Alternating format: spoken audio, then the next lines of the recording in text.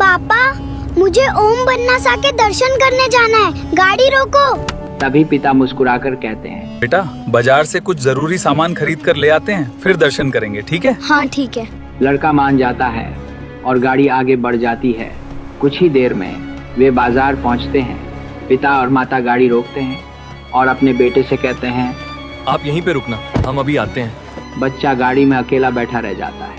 लेकिन जब माता पिता वापस आते हैं तो देखते हैं कि उनका लड़का वहाँ नहीं है। यह देखकर उनके होश उड़ जाते हैं। घबराकर वे आसपास खड़े लोगों से पूछते हैं, मेरे लड़के को किसी ने देखा क्या?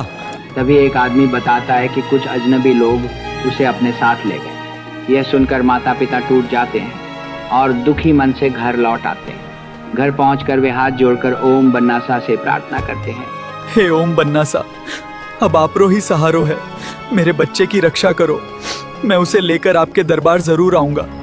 उधर वो गाड़ी तेज स्पीड में हाईवे पर दौड़ रही थी। लेकिन जैसे ही वह ओम बन्नासा के धाम के पास पहुंचती है, अचानक एक चमत्कार होता है। एक काली बुलेट अपने आप उस गाड़ी के पीछे चलने लगती है। बुलेट बिना किसी सवार के तेज रफ्तार से उनका पीछा करती है।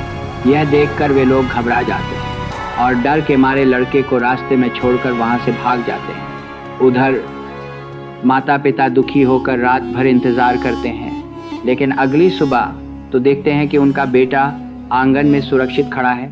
यह देखकर उनकी आंखों में खुशी के आंसू आ जाते हैं। वे तुरंत उसे गले लगा लेते हैं। फिर पूरा परिवार ओम बन्नासा के धाम के लिए रवाना होता है। जब वे मंदिर पहुंचते हैं तो बच्चा अचानक एक तस्वीर की ओर इशारा करता है और कहता है, पापा, यह वही आदमी है जिसने मेरी रात भर देखभाल की और मुझे घर पर भी छोड़ा है।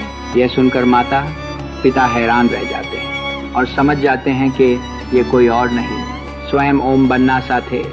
जय श्री ओम बन्नासा। अगर आपको ये कहानी अच्छी लगी हो तो लाइक और शेयर जरूर करें।